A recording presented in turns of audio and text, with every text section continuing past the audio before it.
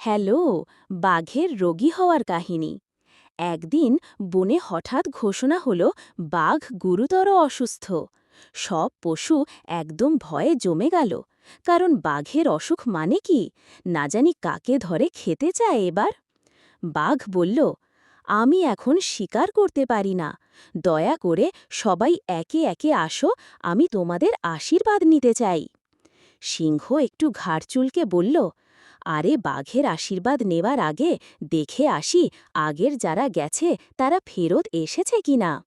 শিয়াল বলল, একদম ঠিক কথা, চল দেখে আসি কে কে ঢুকেছে আর কে কে বেরোয়েছে। সবাই গিয়ে দেখে গুহায় অনেকের পায়ের ছাপ ঢোকার দিকে, কিন্তু বের হবার কোনো ছাপ নেই।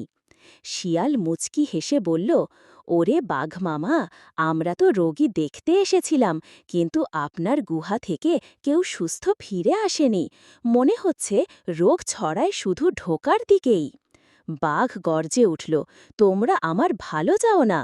শিয়াল হেসে বলল, ভালো তো চাই, কিন্তু বুদ্ধিও তো লাগে মামা।